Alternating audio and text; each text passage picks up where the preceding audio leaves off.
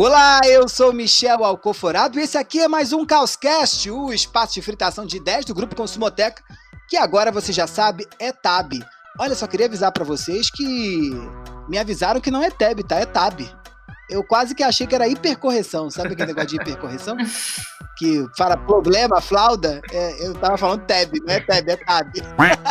Sabe? Aqui é Caetano Veloso, né? Gostei. Pois bem, vocês já sabem que não é TAB, é TAB. Vocês sabem que o Caoscast agora faz parte desse pool de gente inteligente que o TAB traz pra gente sempre, todas as semanas e todos os dias, em todo lugar, em toda parte. A gente vai estar aqui todas as semanas trazendo um episódio novo, discutindo comportamentos e tendências que têm feito a nossa cabeça. No programa de semanas atrás, falamos um pouquinho sobre como a geração Z está se relacionando com esse lance da política. Você sabe que o pessoal que faz parte dessa geração são aqueles que nasceram entre 95 e 2010.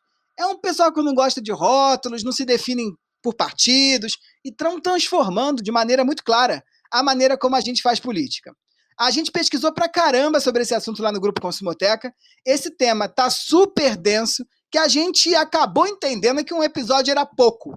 E trouxemos aqui um outro debate hoje, só que de um outro ponto de vista. A gente vai falar a partir do gênero. A gente já falou pra caramba aqui sobre apartidarismo com causa, que foi o tema do último episódio, e hoje a gente vai falar como é que as mulheres estão causando por aí. E também seguimos aqui acompanhado dela, que entende tudo do que vai ser o amanhã, tropicaliza o presente, o futuro, o passado, tudo. Rebeca de Moraes, que sabe o que tá rolando, né? Rebeca, o povo tá causando muito na quarentena? Olá, que tal? Pois é, estamos causando diferente, né? Causando diferente. Tiago Faria, aquele que, quando fala, as espumas descem, sobem pelos nossos ouvidos, né?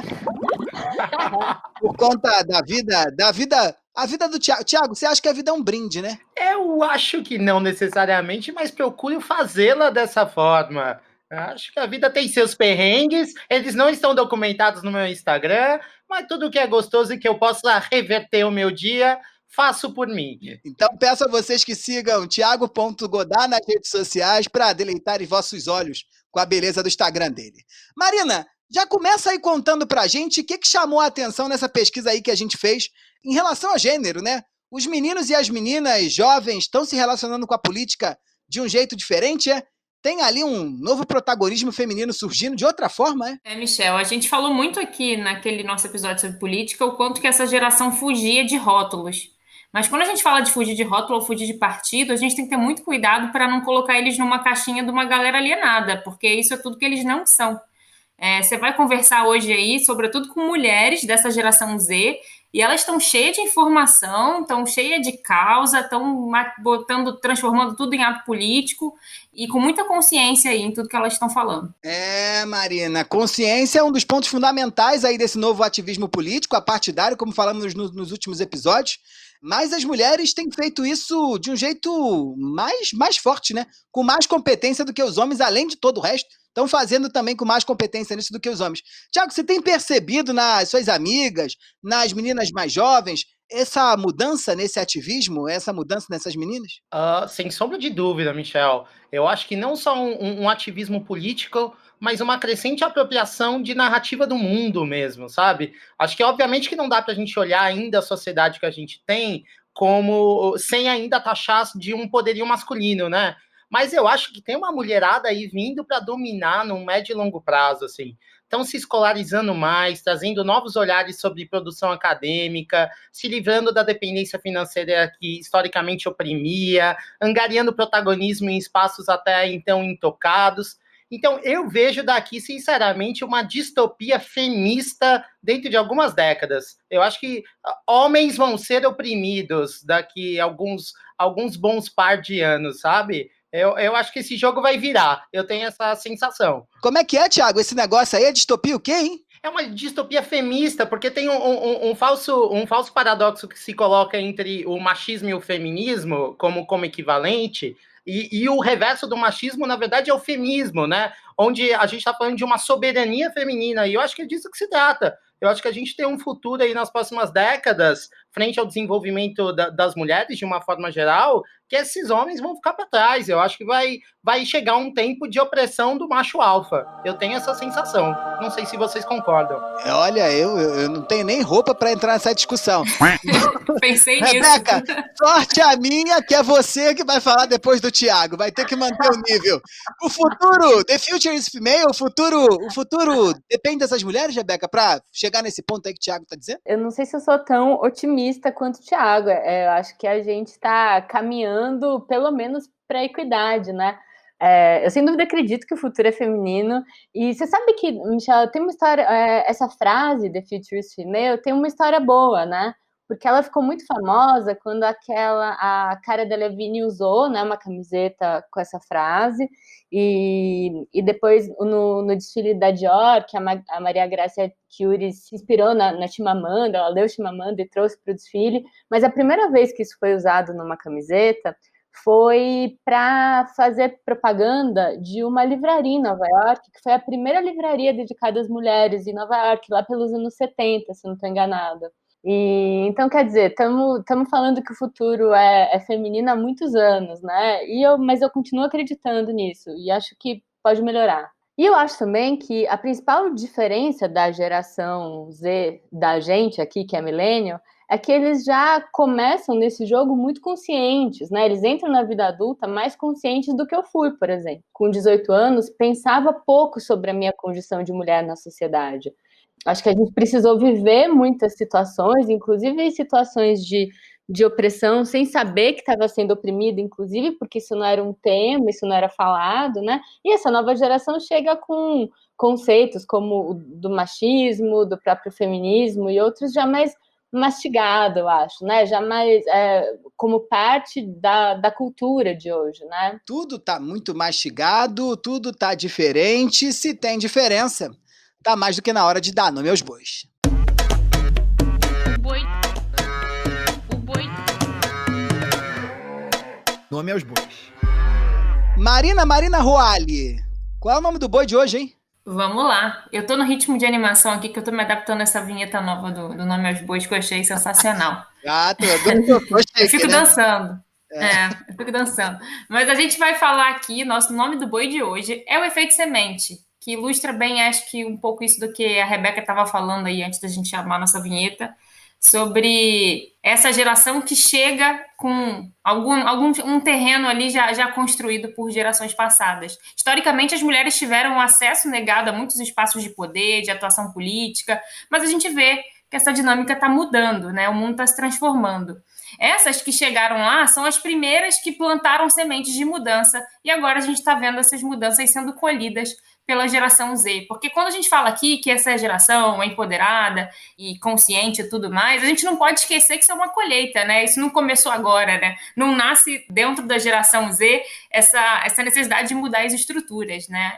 Isso é um terreno ali que a gente foi construindo e essa é a vez da gente começar a ver o resultado disso. Um acontecimento recente muito emblemático desse efeito semente, eu acho que ilustra muito bem esse momento que a gente está vendo agora, é o recente discurso da Kamala Harris, né, nova vice-presidente dos Estados Unidos, que ela colocou lá ela falou no seu discurso de posse que ela seria a primeira mulher, né, e primeira mulher negra a ocupar esse posto, mas ela deixou bem claro que ela não vai ser a última. But while I may be the first woman in this office, I will not be the last. E acho que esse legado de não ser a última, né, de essa geração Z, ela tem essa missão. A gente está vendo muitas mulheres sendo as primeiras a fazer alguma coisa, e essa geração Z é quem vai dando continuidade para que isso não seja um fenômeno isolado, né? Então a gente está falando aqui de mulheres que não estão só colhendo os frutos plantados, mas elas continuam espalhando aí essa mensagem e essas sementes para fortalecer outras meninas e mulheres. Cada vez mais cedo, elas percebem que existem na sociedade muitos padrões engessados e fazem questão de lutar contra isso e não serem aprisionadas por nenhum tipo de estereótipo. Acho que quando você tem noção na sua vida do rojão que você vai enfrentar ainda cedo, você vai se munindo, você vai somando força, né? A gente nunca falou tanto de sororidade, dessas mulheres que se apoiam. Isso é muito mais forte nessa geração do que em gerações passadas, onde tinha muito a estrutura endossava a competição feminina, né? Essa coisa de que mulheres estavam competindo entre si, e a gente consegue ir dissolvendo isso pouco a pouco. É muito interessante, Marina, você trazer essa expressão, né, de espaços de poder, que foi uma expressão sobre a qual a gente pensou muito na hora de montar esse programa, porque acho que tem uma diferença que o Deleuze, filósofo francês, traça muito bem entre poder e potência, né? Vocês estão chique, hein? Agora estamos citando filósofos e francês. Esse podcast, cada dia, está mais sofisticado. Pois é, na história, o poder sempre foi associado ao que é masculino e ao que é externo, né? Ao que vem de fora. É o sistema que te dá poder, é ele que dá poder só para os homens. Já no caso da potência, por outro lado, é uma força que vem de dentro para fora, e que pode estar em qualquer um, independentemente do gênero. A gente pode, então, traçar aí um paralelo, esses dois conceitos, para pensar que as mulheres jovens estão cada vez lutando mais para quebrar essa estrutura que dá poder só para os homens. Exatamente, Rê. Eu acho que essa ideia de potência aí, Michel, tô até brincando que a gente tá chique, mas está sendo muito falado, né? Quando a gente fala, o poder sempre foi em território masculino, mas a mulher, ela tá cada vez mais entendendo que a forma de você ocupar espaço e ganhar visibilidade é através da potência, né? É algo que vem aí de dentro para fora, e você se entendendo. A gente está falando aqui do reconhecimento de uma força que nega, né, vai negando de vez aquele rótulo que historicamente sempre houve de que a mulher é o sexo frágil, mas que também foge dessa romantização de que a mulher é aquela guerreira que dá conta de tudo, de todos, porque cair nessa força que vai para esse lado da mulher que dá conta de tudo também cai ali em algumas prisões para as lutas que essas mulheres trazem. Então é bem interessante se entender desse lugar de potência, de nossa, pode ter uma estrutura que não é feita para mim, mas olha até onde a gente chegou, olha o que a gente consegue fazer, e assim as mulheres irem batalhando pelo que querem. Eu acho só importante nessa discussão aqui a gente ter no radar que qualquer discussão de gênero eu acho que traz implícito uma cilada que é perigosa. Eu acho que mulher só é um grupo identitário homogêneo sob o olhar hegemônico do homem branco hétero, né? Mulher é muita coisa e carrega uma pluralidade incontável, né? Tem mulher indígena, tem mulher trans, tem mulher lésbica. Então, acho que tem realidades e reivindicações muito específicas. Mas eu queria levantar uma bola aqui, que eu acho que, sobretudo, o feminismo negro tem ensinado pra gente, eu acho fundamental escutar, que não dá mais para falar de gênero sem falar de raça, né? O Joaquim Nabuco tem a sua frase mais célebre aí, que diz, ainda no final do século XIX, que a escravidão vai permanecer por muito tempo como a característica nacional desse país. E acho que mais de um século depois, tudo evidencia que ele estava certo, e que essa prossegue como uma questão fundamental da base de discussão social, né? Então, acho que trazer essa perspectiva de gênero de forma isolada acaba ignorando também um pouco que dentro da pirâmide social, uma mulher branca está acima de um homem negro, por exemplo. Então, acho que a mulher negra perpassa essas opressões e precisa ser destacada nesse lugar de interseccionalidade, né?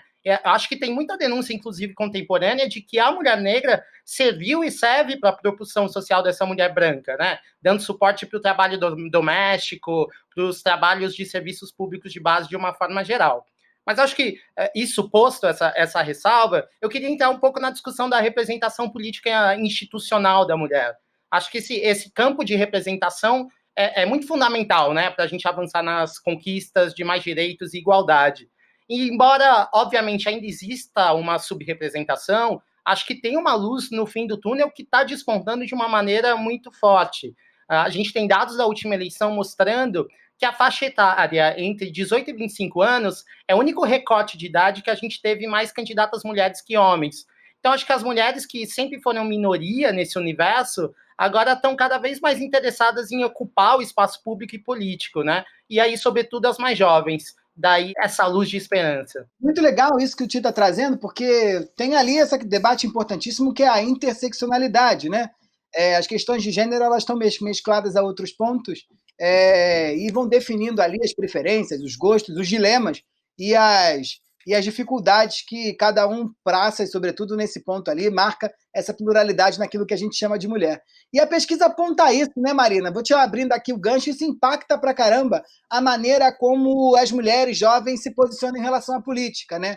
Essa interseccionalidade, não só de outras identidades, determina, de certa forma, a relação deles não só com os partidos, mas sobretudo com um conjunto de temas, né? Mas elas são mais agarradas aos temas do que os meninos, né? Os meninos estão muito ali ainda preocupados com o partido, eles até começam a votar antes do que elas. Eu acho que tem um tom da vida cotidiana, tem um tom do dia a dia, tem um tom das experiências menos filosóficas, nesse caso, mas mais ligadas à transformação da realidade, né? Nas meninas do que nos garotos. A gente vê isso com muita clareza. As garotas, elas, por sofrerem mais com essas restrições, por conta desses aspectos de gênero, né, todos esses preconceitos que a gente já está acostumado, cansado de falar aqui, elas estão mais preocupadas com a transformação da sociedade, sobretudo nessa esfera micro, sobretudo na esfera individual. Os meninos, eles tendem a valorizar mais essas questões nacionais e debates mais amplos e dão mais importância às eleições majoritárias. As meninas, elas, apesar de estarem envolvidas também nessa transformação, elas estão entendendo que a gente precisa mudar a nossa rua, mudar o nosso bairro, mudar a nossa cidade para mudar o nosso país e mudar o mundo de uma maneira geral. Marina, você vem vendo, né, essa mudança aí na política dessa mulher Z de maneira muito ampla aqui, quase estereotipada, nos dados e nas pesquisas, né? Michel, acho muito legal isso que você traz desse tema, né? O que são essas mulheres preocupadas com temas?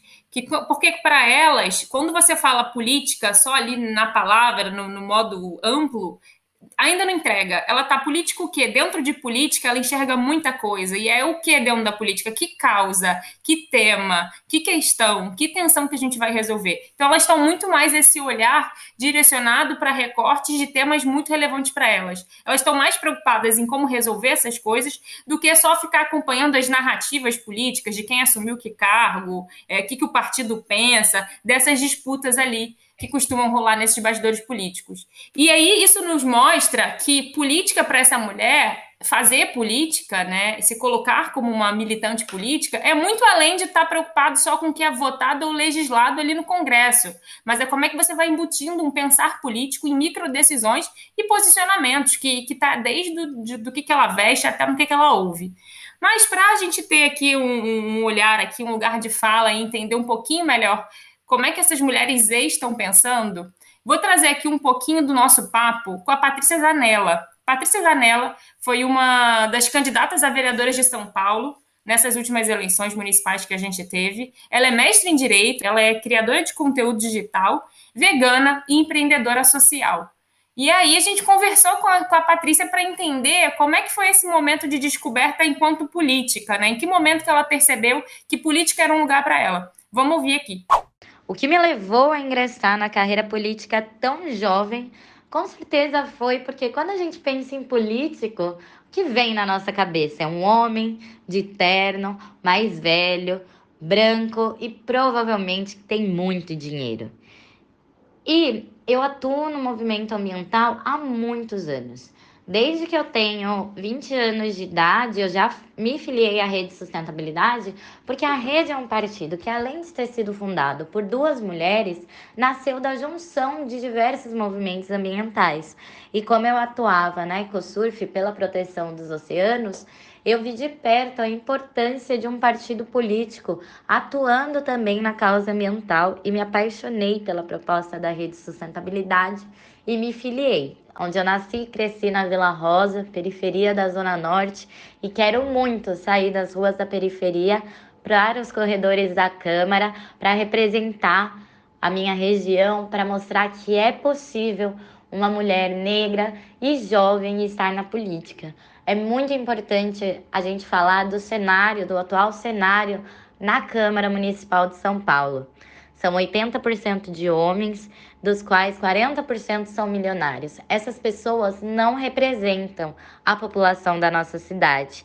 Elas representam uma elite preconceituosa e que atua por interesses pessoais. Foram essas as influências e foi isso que me motivou a ingressar na carreira política tão jovem, porque é exatamente nesse lugar que eu vejo que nós jovens precisamos estar. Vamos ouvir também o papel dessa causa na forma como ela montou aqui, como ela pensou a sua candidatura. Como eu entendo o papel das mulheres dentro do cenário da política como um todo. Primeiro que eu entendo que nós não temos um papel. Na verdade, eu entendo que as mulheres são seres políticos mal representadas na política do qual a gente sempre pergunta para mulheres qual é seu papel como mulher na política, e a gente não pergunta para homens qual é seu papel como homem na política. Então eu vejo que o maior problema está aqui. Eu não tenho um papel diferente por ser mulher na política. Eu sou um ser extremamente capaz, que nasceu político e que é natural eu estar na política, assim como é natural muitos homens estarem na política. Essa é a visão que eu vejo, é um cenário em que nós somos muito mal representadas e, além disso, sempre que nós queremos ocupar esse espaço, fica numa narrativa de vote em mim porque eu sou mulher. E não é vote em mim porque eu sou mulher. Vote em mim porque esse espaço é nosso e nós precisamos estar nesses espaços de tomada de decisão. Por quê? Se as mulheres são mais de 50% das eleitoras, por que nós não somos 50% na Câmara? Não faz sentido ter uma Câmara em que 40% das pessoas eleitas são milionários. 40% da nossa cidade não é de pessoas milionárias. Essa é a minha visão e esse é o movimento que eu acredito. Um movimento que leva educação política, que leva apropriação da política como algo nosso. Esse é o papel que eu me vejo, que não é um papel de uma mulher na política, é um papel como cidadã, como pessoa que tem meus valores alinhado aos meus valores, alinhado à transparência, alinhado à ética, alinhado ao veganismo, que é algo que eu acredito também e defendo. A grande chave aqui, eu acho que a Patrícia traz muito bem, e eu acho que dialoga com esse dado que a gente viu nessa nossa pesquisa, é que essas mulheres elas estão mais preocupadas em defender causas, independentemente de ter um lado político ou não. E um dos dados que mostra isso é que quando a gente perguntava ali se você se identificava, ou simpatizava, ou militava por alguma causa, a gente tinha um número maior entre mulheres. 47% das mulheres dessa geração defendem alguma causa, contra só 34% dos homens. E aí, se a gente olhar aqui, parar para ver por ordem ali dessas pessoas que defendiam alguma causa, olhando homens e mulheres, as causas mais defendidas das mulheres são a igualdade racial, em primeiro lugar, depois o feminismo e, em terceiro lugar, o meio ambiente. Quando a gente olha quais são as causas desses homens aí, que são menos, mas eles também têm suas causas, a gente tem também, em primeiro lugar, igualdade racial, depois meio ambiente e causa animal. Mas acho que tem uma coisa legal para a gente debater aqui, independente só de fazer ranking de causa, mas tem duas causas específicas que apontam para a gente uma diferença grande de gênero, que é quando a gente olha o feminismo, por exemplo. Das mulheres que se declaram ativistas do feminismo, a gente tem aí 78%, contra 34% dos homens. Que, embora seja um dado pequeno, se a gente pensar em questões históricas, trazer o homem para essa luta, trazer para o homem essa ideia de que ele também precisa lutar por essa equidade, também é uma evolução. A gente fez essa mesma pergunta em 2018 para a mesma base de entrevistados e só 11% dos homens da geração Z se diziam se identificar com a causa feminista. Então, a gente vê aí um crescimento. Por mais que esse dado pareça um número pequeno, a gente não pode ler ele como um dado pessimista. Marina tá querendo salvar a barra dos homens, porque eu comecei esse episódio já achando que eles tinham que ser resetados, tinham que acabar, mas parece que no fim do túnel há ali alguma luz. Mas, Marina, por que esse povo tá mais preocupado com causa, hein? Ô, Michel, não tô passando pano pra macho aqui não, hein? Mas eu acho que a gente tem que saber ver o dado pensando em perspectiva histórica, né? Então, é pequeno ainda, mas eu imagino que se a gente fizesse essa pergunta aqui para os jovens lá da geração X ou da geração Millennial, seria ainda menor o número de homens que se identificavam com a causa feminista. Eu abri com uma distopia feminista, hein, pessoal? Eu queria preservar meu ponto aqui. Mas, Xi, tem mais uma outra causa que me chamou a atenção aqui, que é a causa LGBTQIA+, né? Já essa causa ela é predominada por homens. 66% dos homens se identificam com essa causa contra 37% das mulheres. Então, a gente vê claramente aí uma diferença de gênero e acaba que as pessoas vão comprando, vamos botar entre aspas aí, comprando mais as causas que mais as afetam diretamente, embora a causa LGBTQIA+, não tenha uma questão só de gênero, mas ela ainda fica muito associada ao universo masculino, né? Vocês não acham que tem aí uma questão de como o debate público em torno desses assuntos é visto? Porque eu tenho um pouco a sensação de que no debate público ainda se fala em feminismo muito no universo das mulheres. Acho que tem muitos homens, e pensando aí no lugar do senso comum mesmo, que se veem muito distantes dessa pauta. Uma falta de entendimento do quanto essa pauta também afeta a vida deles. Da mesma forma do ativismo LGBTQIA+, que já ouvi de muitas pessoas, inclusive em entrevistas que a gente faz, de que é uma bandeira que acaba representando muito mais os homens do que as mulheres lésbicas, do que as mulheres trans, né? Não, e é só adicionar um ponto que eu acho que também, mesmo em universos mais esclarecidos, há um certo constrangimento de uma apropriação de um protagonismo, né? Então, eu como um cara super partidário da igualdade de gênero, tenho reservas e um certo constrangimento de me dizer feminista. Eu não sei se isso não rouba um pouco do protagonismo dessas mulheres que estão no front, assim. Eu sou absolutamente simpatizante, mas eu não sei se eu fico absolutamente à vontade de me dizer um feminista, embora defenda a causa, entende? De se dizer um ativista, né? Talvez. Isso, exato. É legal, porque tem isso, né? Às vezes a gente fica até com medo do cancelamento, e se eu falar que eu sou e cometer um deslize, né? E tem esse momento onde a gente está entendendo como é que a gente dialoga e constrói pontes com as causas que a gente tem. E a própria causa LGBTQIA+, eu só vou ressaltar aqui, que a gente sabe que é muito denso, daria para fazer um episódio que aí tem também várias interseções, né, para trazer para esse tema. Mas eu acho que já é um dado aí para a gente ficar no radar. Sem dúvida, Mar. Ô, Ti, isso não é de agora, não, né? Quando a gente pensa na política aí, os ex e as meninas já estão dominando o espaço, né? Sem dúvida, Michel. Eu acho que hoje as principais vozes ativistas jovens do mundo são mulheres, né? Acho que os exemplos contemporâneos mais notórios e emblemáticos são a Malala e a Greta Thunberg, né? A Malala tem uma história de vida digna de filme, né? Ela tem 23 anos, começou a lutar pelo direito de educação das meninas no Paquistão há mais de uma década, quando tinha por volta de 11 anos, e ela usou essa voz para desafiar o regime do grupo Talibã, que impedia meninas de estudar no país dela.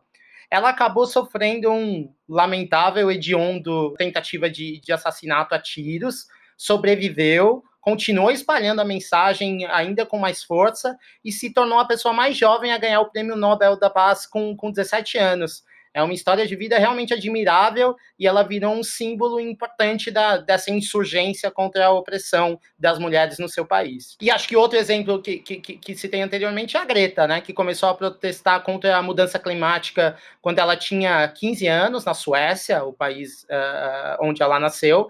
Ela começou sozinha uma greve estudantil que se transformou num movimento global, unindo estudantes em todos os lugares do mundo pela defesa do meio ambiente. Basicamente, ela tem 17 anos e já é a principal ativista ambiental do mundo apenas, né?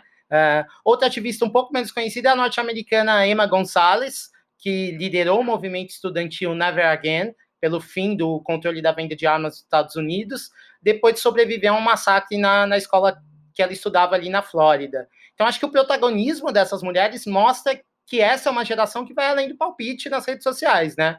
É uma geração que percebe que o que está em jogo é o próprio futuro delas, né? Por isso, o meio ambiente, questões políticas e pautas sociais são temas de tanta atenção. Acho que é uma geração que quer moldar um mundo melhor para acolhê-las. E uma geração que chegou com uma consciência que alguma coisa está muito errada na dinâmica do mundo e estão dispostos a mudar essa engrenagem, seja por crença ou por simples espírito de sobrevivência, né? E eu acho que esse é um processo que vai tender a se intensificar ainda mais nos próximos anos, porque o que a gente está observando aqui é a formação de um conjunto de mulheres símbolos mesmo de umas causas e da política de maneira geral que vão já pavimentando um caminho para as próximas gerações.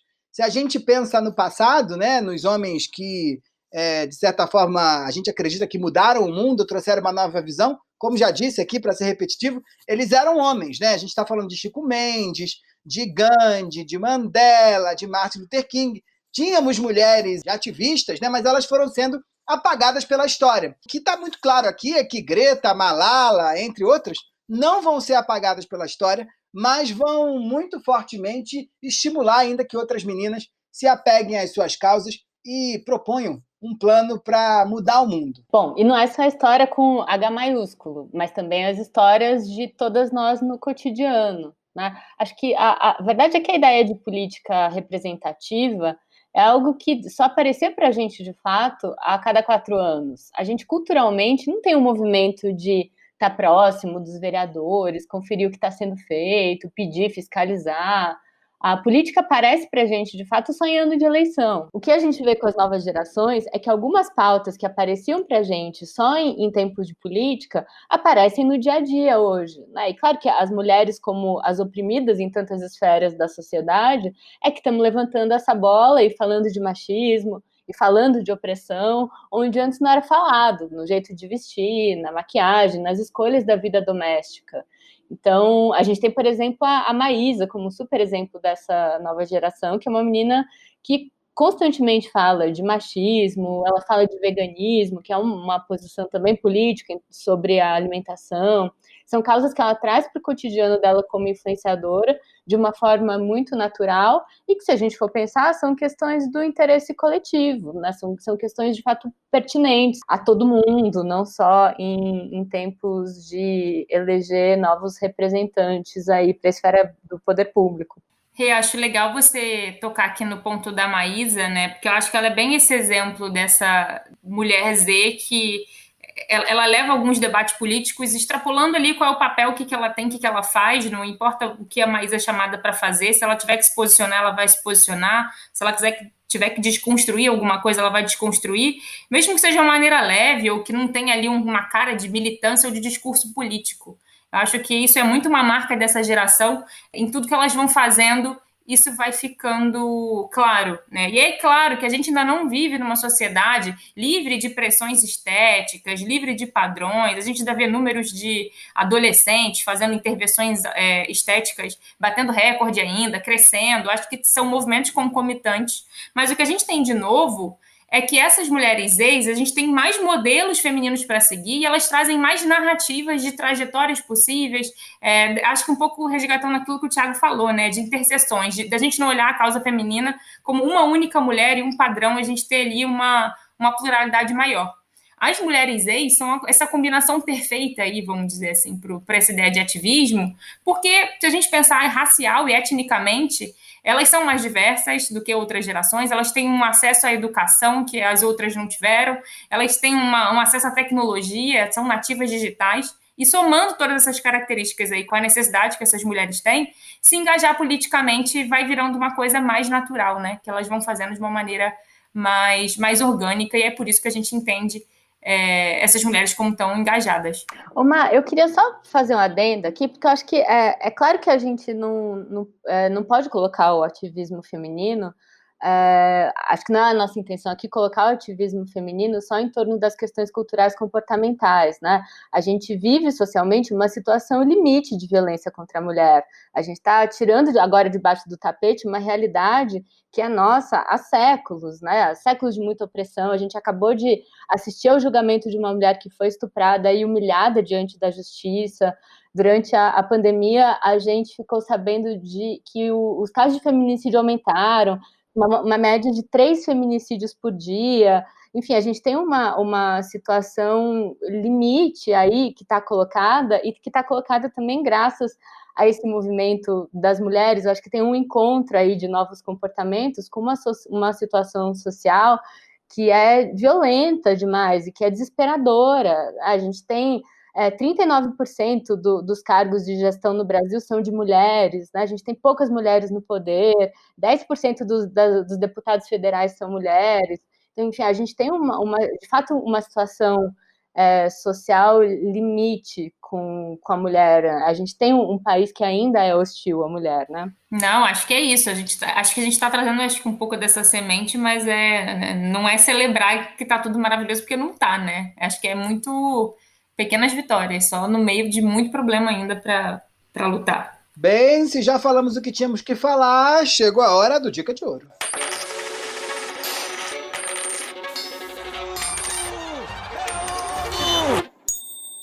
Tiago, qual é a dica de ouro de hoje, hein? Tem marca que vai ter que se mexer para poder rebolar e se conectar com esse novo movimento, né? Sem dúvida, Michel. Como a gente falava dessas novas narrativas que estão sendo estabelecidas a partir do olhar feminino, eu acho que é muito importante para a gente, como homem, escutar essas mulheres, e eu acho que as marcas devem fazer a mesma coisa. Me parece que o ethos dessa contemporaneidade que está sendo moldada é absolutamente feminino. Então, a gente aqui do Grupo Consumoteca formulou coletivamente 5 dicas para as marcas lidarem com o que a gente está chamando do efeito semente. Acho que a primeira delas é utilizar a linguagem nativa digital, né? Essa geração, sobretudo essa mulher Z, tem uma semântica que já é digital, né? É sua linguagem de base de expressão. Então, acho que ao interagir com elas, é bom que as marcas saibam trabalhar dentro dessa linguagem. Mas acho que, ao mesmo tempo, também entendendo que nem tudo se resolve com emoji, né? Nem sempre um coraçãozinho ou um emoji chateado vai resolver os problemas das marcas com essa geração, que chega aí muito mais crítica e reivindicadora. Acho que um segundo ponto importante, ainda dentro desse universo digital, é valorizar o sentimento de comunidade digital. Acho que o poder da construção do coletivo é a base do que a gente está chamando aqui do efeito semente, né? É a defesa de ideais que aglutina essa geração e que constitui clãs de fidelidade e de engajamento também para as marcas.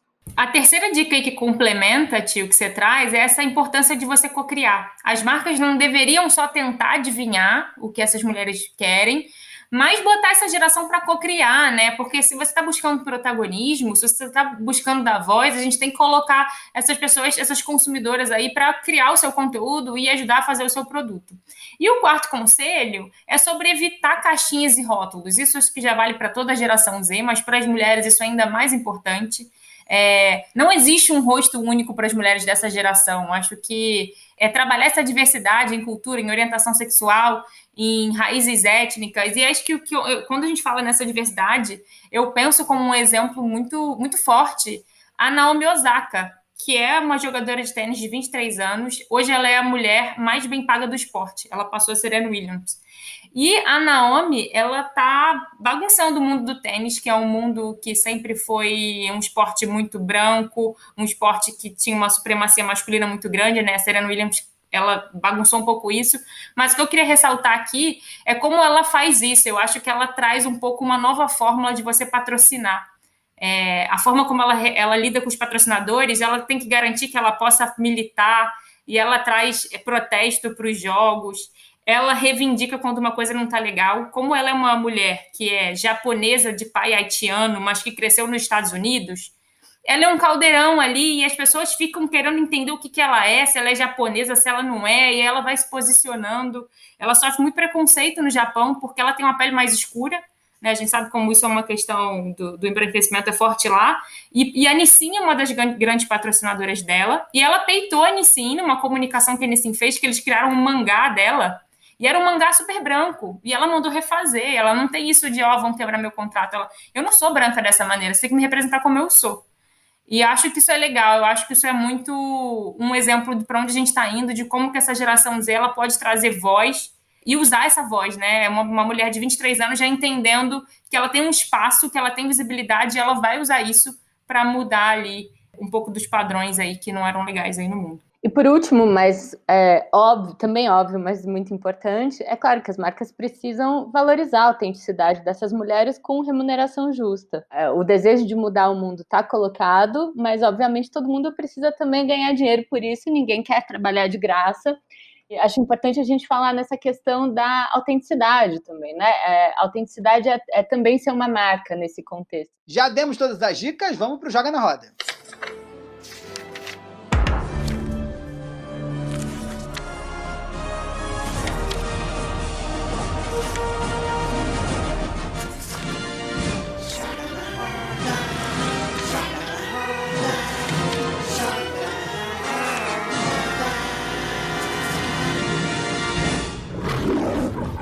Rebeca de Moraes, que trazes hoje, hein? Mais do seu conhecimento que nos brinda. Ulala, pois é. Fiquei aqui pensando para onde ir e decidi dar uma dica de um documentário que eu assisti há pouco tempo sobre a Ruth Ginsburg, que é aquela juíza americana, juíza da Suprema Corte americana super importante. E tem um documentário lindo sobre ela de 2019, que concorreu ao Oscar. E, enfim, acho que ela é uma figura que representa muito das lutas do feminismo atual, uma mulher que lutou pelo direito das mulheres como direitos humanos. Ela entendeu que tinha algumas coisas óbvias, mas que precisavam ser colocadas em pauta e precisava que uma mulher tivesse presente para lutar por elas. Então, eu recomendo demais, tá nos streamings por aí. Em português chama A Juíza, recomendo demais. É muito legal esse negócio, e ela que morreu há uns 2 meses atrás, né? Pouquíssimo tempo. Foi em setembro. E foi uma das melhores alunas de Harvard, mas não conseguia, né, emprego nos melhores escritórios, pelo fato de ser mulher. É terrível. Tiago.Godard, que trazes? Michel, como eu puxei um pouco dessa discussão da raça na discussão de gênero, eu queria recomendar a leitura da coleção Feminismos Plurais, que é organizado pela filósofa Djamila Ribeiro. Acho que a Djamila é uma pensadora super fundamental hoje, não só pela qualidade da produção, mas também pelo poder de comunicação didática na apresentação de novos paradigmas sobre o olhar da experiência negra, né? Essa coleção já tem uns 8 livros lançados, todos com autores negros que discutem temas chaves correlacionados ao feminismo negro. Acho que a edição mais emblemática é o livro da própria Djamila, que traz uma reflexão sobre o lugar de fala, mas também tem o professor Silvio Almeida discutindo racismo estrutural, a Carla Acofirene trazendo uma obra sobre o conceito de interseccionalidade, que a gente citou aqui também no episódio, entre outros títulos interessantes e importantes. E eu acho que a gente tem uma dívida histórica de ler autores negros e, sobretudo, autoras negras, e a gente abrir um pouco a nossa experiência para essas novas perspectivas de mundo. Muito legal mesmo também. Marina Roali, que trazes? Olha, já que a gente está falando de efeito semente, eu estou indicando aqui hoje o documentário que está na Netflix da cantora Nina Simone, que eu acho que é um exemplo aí de semente aí, de alguém que plantou muito aí no momento onde era muito mais difícil você militar, você ser ativista, você lutar por visibilidade. E ela tem... Esse documentário é muito interessante, porque tem gravações, tem bastidores de muitas histórias e muitas coisas assim que a gente não tem acesso tanto à história de vida dela, e é muito interessante. O nome do documentário é What Happened, Miss Simone. Além de ser talentosíssima, né? É uma mulher... As músicas dela são eternas. É incrível esse documentário. A minha dica é um livro. É um livro que acabou de sair agora pela Zahar. Se chama Por um Feminismo Afro-Latino-Americano. São os escritos de 1979 a 1994 da Lélia Gonzalez, que foi uma das principais intelectuais brasileiras do século XX, filósofa, antropóloga, professora, escritora, militante, feminista. A Leila, ela teve uma carreira muito importante, com textos muito importantes também, sobretudo nesse território dessa construção de um conhecimento mais polifônico, decolonial, interseccional, irreverente, por aí vai. Angela Davis, quando tem essa monte de gente correndo atrás dela, brasileiro, dizendo Angela, ela fala, leiam Leila Gonzalez. Se Angela Davis falou, façam. É uma edição que saiu agora, organizada pela Flávia Rios e pela Márcia Lima. Tá aqui na minha fila já, muito bom. Legal, muito legal. Muito legal, vamos lá pro Manda Zap.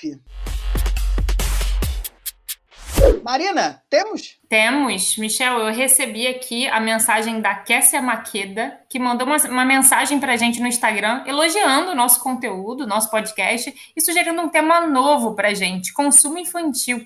Será que a gente dá conta, sustenta esse tema aí? Vai ficar no nosso radar, Kessia, pra gente pensar aqui. É um tema super denso. Se não tiver que ter filho para falar sobre isso, tá ótimo, a gente fala. Ô, gente, eu recebi um recado tão fofinho, direto da terrinha.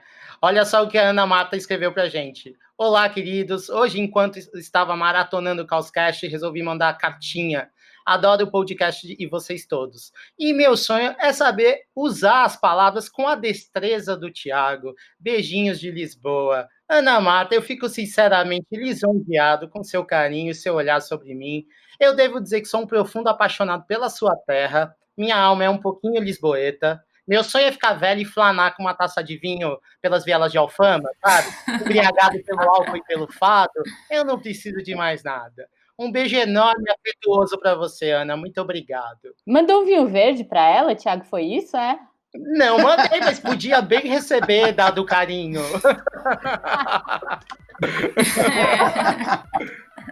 Olha, os apaixonados pela poética de Tiago Godard, que não só entende de poesia nas imagens, mas também nas palavras, podem continuar mandando aqui para Rebeca de Moraes, para Marina Ruali e para todos nós suas mensagens. É fácil, você pode enviar lá para o @caos.cast ou mandar um e-mail para consumoteca@consumoteca.com.br. Cartinhas Rebeca de Moraes ainda existem? Como estão? Pessoal, a pandemia tá pegando, não acabou, infelizmente. Vamos evitar sair de casa, vamos mandar as nossas cartinhas só habitualmente, deixa a ida pro correio para lá, porque a gente tá precisando se recolher de novo. Beijos, beijos, beijos, vamos pra despedida. Marina Ruali, tchau, tchau. Tchau, tchau. E queria deixar aqui meu agradecimento à Patrícia Zanello aí, que contribuiu com um pouquinho da sua experiência como candidata. Beijo, Patrícia. Rebeca de Moraes, adiós. Adiós, adiós, queridos. Até a próxima. E um beijo. Tamo junto, feministas. Tiago Faria, que a Godard vai ter que terminar com poesia. Oh. Que responsa, eu já esgotei meu estoque por hoje, tá bem? Eu vou mandar um grande beijo para todos os caóticos e vamos ouvir a mulherada, que ela tem muita coisa a dizer e muito a nos ensinar. Eu não posso deixar de terminar esse episódio, lembrando que ele é produzido pela grande Beatriz Quezada, maravilhosa Marina Ruali. Eu não ia te atribuir nenhum adjetivo não, Marina, mas fiquei meio empananado aqui, porque tinha atribuído a Beatriz, fala, Marina também merece. E a edição fica por conta do gigante, Wesley Xavier. Eu, Michel Alcoforato, digo tchau e até o próximo. Beijos!